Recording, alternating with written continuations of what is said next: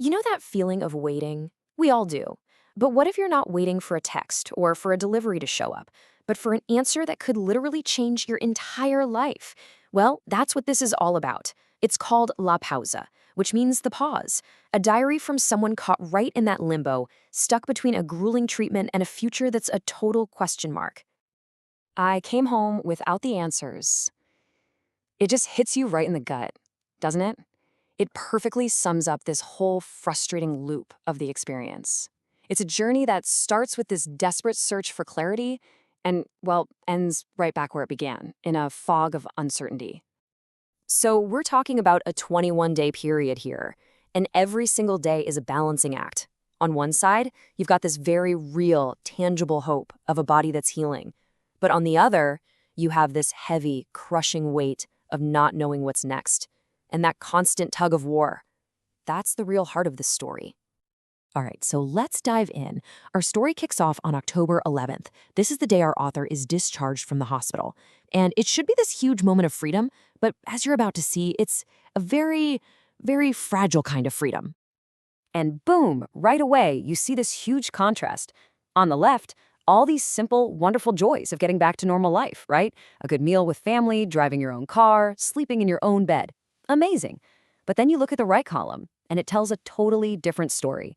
His platelets are so low that a tiny cut is a major danger. And just hanging over all of it is that one big unanswered question about the bone marrow transplant. So in the days that follow, this really strange thing starts to happen. A real disconnect begins to form. While his body is clearly on the mend, getting stronger every day, his mind is just stuck. Absolutely stuck in a holding pattern, waiting for news that just never seems to come. And look, you can't argue with the numbers. The physical progress is obvious.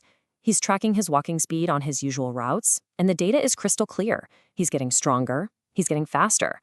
But here's the crazy part. Getting stronger physically actually makes the mental frustration worse. See, his body is healing, it's moving forward, but his life is completely on hold. This is from just a couple of days after he got home, and it shows you the thing that's really eating at him isn't his physical health. It's the total radio silence from his doctors. It's the waiting. That's the real killer. And I mean, his recovery is pretty amazing, right? He goes from having trouble with stairs to knocking out a 4-kilometer hike with a pretty serious climb. He's doing his own chores, groceries, everything. He's totally self-sufficient again. So you see the problem, right? He feels ready for what's next, but he has no earthly idea what or when that next step is even going to be. All this waiting and wondering, eventually, it just boils over. It turns into something else entirely. Just pure anger and confusion. And it all comes to a head because of this one single, totally baffling conversation with his doctor. Okay, so everything is building towards this one appointment in Navarra. This is the big day, the day he's hoping to finally get some answers about the transplant. He just asks his doctor a simple question. Can he drive himself there? And this is what the doctor says back to him, just out of the blue. Bring a suitcase. For another potential round of chemo. I mean, can you imagine? Just a total bombshell. He thought he was moving forward, towards a transplant, not backwards into more chemotherapy. And really, what else can you say? Just why? Why another cycle? Why did no one ever mention this before? He gets no reason, no explanation at all. Just this jarring instruction that throws his entire future right back into question. And he puts it so perfectly here. This isn't just about being annoyed at the lack of clarity. It's about the real-world impact. Look, an extra round of chemo, that's not just some minor inconvenience. We're talking about another month in the hospital, another brutal, physically grueling ordeal with major risks, all without even knowing why it's necessary. But then, just 2 days before that dreaded appointment in Novara, there's another meeting. This one is in Alessandria on October 31st. And this one meeting, it changes everything. And there it is, the news. The thing he's been waiting for this whole time. They've found a compatible donor. And not just a maybe, not a potential match, a confirmed donor from Germany whose availability has already been checked. After all those weeks of silence and confusion, this is absolutely massive. And the doctors there, they actually walk him through the whole thing, step by step. They explain how they'll prepare the donor, how he'll get admitted a week before for conditioning chemo, and what the infusion and recovery will look like. For the first time, the path forward actually seems clear. It seems real. Okay, so we've got a donor. The process is clear. This is it, right? The waiting's over. Well, not quite.